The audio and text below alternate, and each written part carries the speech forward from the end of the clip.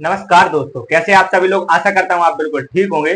दोस्तों, आज के सेशन में हम बात करेंगे कि एसआईपी को जितने जल्दी स्टार्ट कर सकते हैं तो उसके क्या क्या फायदे होंगे और जितनी लेट करेंगे तो उसके क्या क्या नुकसान होंगे। तो दोस्तों, आज की वीडियो आपके लिए बहुत ही महत्वपूर्ण है, जिसमें आप समझेंगे कि एसआईपी को जल्दी स्टार्ट करने से हम कितना बड़ा कॉर्पस खड़ा कर सकते हैं, कितना सारा अमाउंट बना सकते हैं, और अगर हम लेट हो गए तो हमें कितने का नुकसान हो जाएगा, कितने पैसों का नुकसान हो जाएगा, हमारे करोड़ों पैसों का नुकसान होगा या नहीं होगा। तो चलिए दोस्तों, शुरू करते हैं। और शुरू करने से पहले दोस्तों, अगर आपने इस चैनल को सब्सक्राइब नहीं किया है तो चैनल को सब्सक्राइब कर लें, तो वीडियो को लाइक नहीं करा हो तो वीडियो को लाइक जरूर कर दें।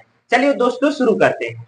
दोस्तों, इस कहानी को हम समझते हैं दो लोगों के एग्जाम्पल से कि एक बंदे का नाम है, उसका नाम है सोनू, और सोनू की एज है अभी 25, और एक और बंदा है, उसका नाम है मोनू, और उसकी अभी एज है 40। पहले समझते हैं सोनू। अगर सोनू एसआईपी 25 साल की एज में स्टार्ट कर रहे हैं तो इन्हें कितने का फायदा होगा और कितने का लॉस होगा। दोस्तों, क्या है, ये सोनू भाई है ना, जो अभी नए नए यंग हैं और अभी नई नई जॉब लगी हुई है, तो इनकी कम से कम जॉब 20,000 रुपए की है। 20,000 की इनकी जॉब है, और एसआईपी ये स्टार्ट करना चाहते हैं 7,000 रुपए की। ये एसआईपी स्टार्ट करना चाहते हैं कितने की? 7,000 रुपए की। ये सोच रहे हैं कि चाहे आंधी आए, तूफान आए, चाहे कुछ हो जाए, मेरे पास 60 की एज में इनके पास पैसे के चंगुल से फ्री हो जाए। मतलब कहने का ये है कि फाइनेंशियल फ्री होना चाहते हैं। रिटायरमेंट के लिए ये 7,000 रुपए इन्वेस्ट कर रहे हैं म्यूचुअल फंड की एसआईपी में। यहां पर ये मोनू भाई हैं, ये थोड़ी देर में इनकी नींद खुली है, इन्वेस्टिंग के बारे में थोड़ी देर में इनको पता चला है। ये 40 साल के हो गए हैं। इनको बाद में पहले तो लग रहा था कि बहुत लॉस है, लफड़ा है, लफड़ेबाजी है, इन्वेस्टिंग करना कुछ नहीं होता है। तो इनको बहुत देर में समझ में आता है, कम पढ़े लिखे हैं इसलिए बहुत देर में समझ में आता है कि भैया इन्वेस्टिंग करनी चाहिए। तो अब इनकी एज कितनी है? अभी 40 साल। और 40 साल की एज में इनकी मान लेते हैं कि सैलरी कितनी होगी? कम से कम 50,000, तो इनकी 50 से 60,000 तो इनकी सैलरी होगी ही होगी, क्योंकि 40 साल में भाई काम करते करते सैलरी इंक्रीज हो ही जाती है, बढ़ी जाती है। आप अपने हिसाब से देख लेना, जितने लेट होंगे उससे क्या सीखने को आपको इस वीडियो से मिल रहा है। तो दोस्तों, ये एसआईपी करना चाहते हैं 25,000 की। क्यों? क्योंकि इनके पास समय भी कम बचा है, 20 साल बचे हुए हैं 60 साल होने में। तो ये चाहते हैं कि 60 साल की उम्र तक इनके पास भी रिटायरमेंट ये फ्री हो जाए बहुत जल्दी से जल्द। तो ये भी चाहते हैं कि इनकी 60 की एज में इनके पास बहुत अच्छा खासा कॉर्पस बन जाए और फ्री हो जाए, फाइनेंशियल फ्री हो जाए। तो चलिए दोस्तों, देखते हैं कि सोनू भाई ने 7,000 रुपए की एसआईपी की 35 सालों के लिए। 35 सालों के लिए इन्होंने 7,000 की एसआईपी की, तो इनके पास जो रिटर्न होगा वो होगा 7.86 करोड़। और यहीं पर ये 25,000 की एसआईपी कर रहे हैं। अब इनके पास टाइम कम है तो पैसे ज्यादा बढ़ाकर तो इन्वेस्ट करना ही पड़ेगा, तभी अच्छा खासा अमाउंट बन पाएगा। तो ये 25,000 की एसआईपी करते हैं 20 सालों के लिए, क्योंकि 40 साल के हो गए, 20 प्लस किया तो 60 साल। 60 साल में ये फ्री होना चाहते हैं। तो इनके पास जो रिटर्न होगा वो होगा 3.29 करोड़।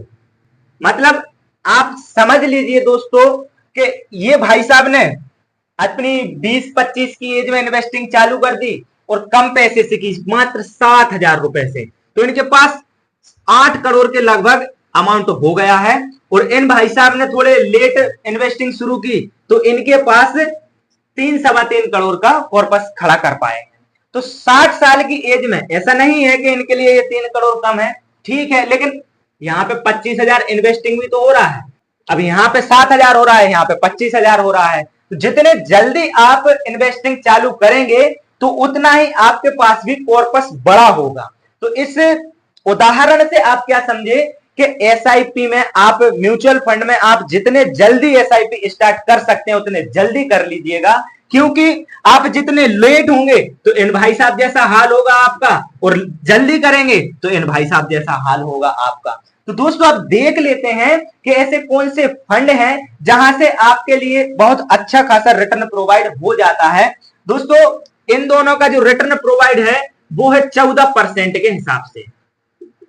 तो इनके 14% के रिटर्न के हिसाब से कैलकुलेशन की गई है, क्योंकि मार्केट से 14% की आशा तो हम कर ही सकते हैं, क्योंकि भविष्य में किसी को कुछ पता नहीं है, तो हम कम से कम ही अपनी आशा रखते हैं कि कम से कम 14% का रिटर्न तो हमें मिल ही जाएगा। चलिए दोस्तों, तो अब फंड देख लेते हैं कि ऐसे कौन कौन से फंड हैं जहां से हमें बहुत अच्छा खासा रिटर्न देखने को मिलेगा, या हम वहां उस फंड में इन्वेस्ट कर दें तो आने वाले 20-25 साल बाद हमारे पास कितना कॉर्पस होगा। चलिए दोस्तों, तो मैं रफ कर देता हूं, समझ में आ गया होगा आपको। तो मेरे पास दोस्तों दो फंड हैं। पहला है एचडीएफसी फ्लेक्सी कैप फंड, दूसरा है क्वांट फ्लेक्सी कैप फंड। तो दोस्तों मैंने फ्लेक्सी कैप फंड क्यों लिए हैं, क्योंकि इनमें आपका डाइवर्सी करके पैसा लगाया जाता है, स्मॉल कैप में, मिड कैप में, लार्ज कैप में, और अच्छी अच्छी कंपनियों में पैसा लगाया जाता है। तो दोस्तों ये मेरी तरफ से चुनिंदा दो फंड हैं जो अच्छा खासा लास्ट 10 ईयर से 5 ईयर से अच्छा खासा परफॉर्मेंस कर रहे हैं, और आशा है कि आने वाले भविष्य में भी ऐसा ही परफॉर्मेंस करते रहेंगे। तो दोस्तों देख लेते हैं जो एचडीएफसी फंड है जो हमारा, उसका जो एसेट अंडर मैनेजमेंट है एयूएम, तो इस फंड का जो एयूएम है वो है 59.129 करोड़। ये हम एचडीएफसी फंड के पहले बात कर रहे हैं। तो एयूएम का मतलब क्या होता है दोस्तों, का एसेट अंडर मैनेजमेंट। इस फंड में इतना पैसा लोगों ने जमा किया है, 59,000 करोड़ के लगभग। दोस्तों देख लीजिए कितना बड़ा फंड है। और इस फंड को अगर एज की बात की जाए दोस्तों, तो ये फंड 11 साल पुराना है, 11 साल पुराना ये फंड है दोस्तों। और अब बात करें अगर इस फंड के परफॉर्मेंस की, तो इस फंड ने 1 ईयर में इसने रिटर्न दिया है 46% का, और 3 ईयर में इसने रिटर्न दिया है 28% का, और 5 ईयर में इसने रिटर्न दिया है 22% का। और जब की बात करेंगे, जब से फंड ये बना है 11 साल 10-11 साल से इस फंड ने कितने का रिटर्न दे दिया है, तो वो रिटर्न दिया है इसने 17% का। तो दोस्तों देख लीजिएगा इस फंड ने 17% का रिटर्न दिया है, और हमने तो 14% के हिसाब से कैलकुलेशन लगाई है। तो अगर आप 17% के हिसाब से अगर आपका रिटर्न मिल जाता है आने वाले भविष्य में, तो वो भी देख लेंगे कि आपके पास कितना अमाउंट होगा। यहीं पर बात करें हम हमारे क्वांट स्मॉल कैप फंड की, तो इस फंड का जो एयूएम है वो है, ये एचडीएफसी का हो गया, एचडीएफसी, तो ये अब इधर क्वांट का करते हैं, क्वांट का। तो 6,885 करोड़ का इसका क्या है एयूएम, ठीक है। अब इसकी एज की बात करें तो इसकी एज भी 11 साल की है। अब इसकी बात करें यहां पर परफॉर्मेंस की, ये एचडीएफसी का हो गया, एचडीएफसी। यहां पे हम क्वांट के परफॉर्मेंस की बात करें, तो बात करें अब क्वांट के परफॉर्मेंस की, तो लास्ट 1 ईयर में इसका जो परफॉर्मेंस रहा है दोस्तों, बहुत ही शानदार परफॉर्मेंस रहा है। इसका 1 ईयर का परफॉर्मेंस है 64% का, 64% का इसने रिटर्न प्रोवाइड किया है इस फंड ने, क्वांट फ्लेक्सी कैप फंड ने।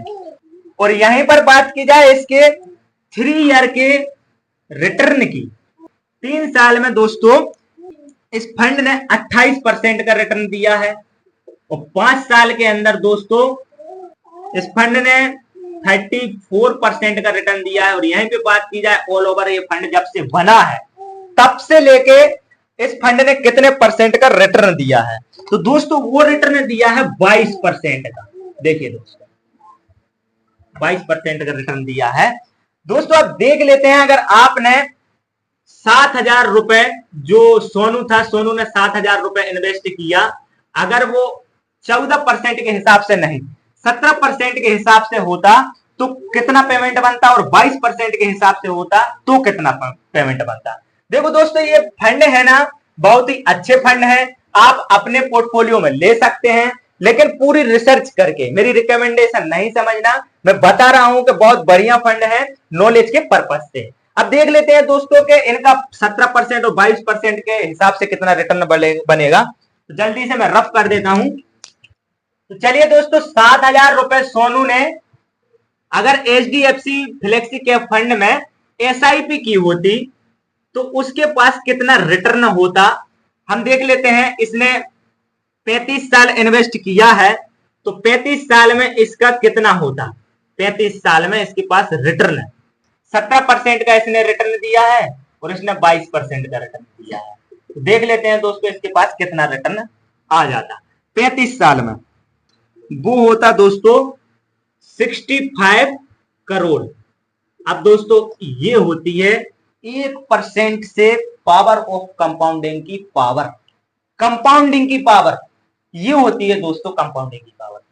अब अगर आपका 1% भी 2% भी ज्यादा रिटर्न आ गया तो आपके पास 65 करोड़ पैसा हो गया। यहीं पर अगर बात करें कि अगर 22% के हिसाब से इस फंड में इन्वेस्ट किया होता 7,000 रुपए, तो दोस्तों ये भी देख लेते हैं। अगर ये भाई साहब 35 साल इन्वेस्ट करते और इस फंड में करते 22% का रिटर्न प्रोवाइड होता तो इनके पास कितना होता अमाउंट 80 करोड़। दोस्तों देख लो, लंबे समय का जादू, पावर ऑफ कंपाउंडिंग का जादू। लेकिन दोस्तों हाँ, आप बोलेंगे कि जादू कहां है, ये तो भैया 35 साल है, इतना ज्यादा टाइम किसने देखा भैया, नपट नपटू गए तो दोस्तों अगर ऐसा भगवान ना करे किसी के साथ हो, लेकिन अगर ऐसा हो भी जाता है तो अपनी जनरेशन के लिए काम आता है। मैं तो दोस्त यही कहता हूं कि अगर हमने अपने आने वाली पीढ़ी के लिए कुछ नहीं किया तो समझो हमारी जिंदगी धिक्कार है। क्यों? क्योंकि ऐसा हमें बताया गया है, हमने सीखा भी है, कहीं पढ़ा भी है कि हमारे पिताजी जो हमको छोड़ के गए हैं उससे जितना ज्यादा हो सके अपनी आने वाली जनरेशन को छोड़ के जाना चाहिए। तो दोस्तों आशा करता हूं आपको वीडियो अच्छा लगा होगा, आपको पता चल गया होगा कि कम एज में इन्वेस्टमेंट स्टार्ट करने से क्या फायदा होता है और लेट स्टार्ट करने से क्या नुकसान होता है। तो दोस्तों आपको अगर वीडियो अच्छी लगी हो तो वीडियो को लाइक जरूर करें और हमें मोटिवेट करें, और वीडियो से अगर आपने कुछ सीखा हो तो हमारे चैनल को सब्सक्राइब जरूर करें। और साथ ही साथ आपका कोई कमेंट हो तो कमेंट बॉक्स में कमेंट जरूर डालें। और अगर मुझसे आप कोई सा भी सवाल पूछना चाहते हैं तो आप इस नंबर पे मुझे व्हाट्सएप मैसेज कर सकते हैं। कोई सा भी सवाल स्टॉक मार्केट, म्यूचुअल फंड से रिलेटेड अगर आप कोई सा भी सवाल पूछना चाहते हैं तो इस नंबर पे आप कमेंट कर सकते हैं, मैसेज कर सकते हैं। चलिए दोस्तों, तब तक के लिए धन्यवाद। Happy investing. मिलते हैं नेक्स्ट वीडियो में।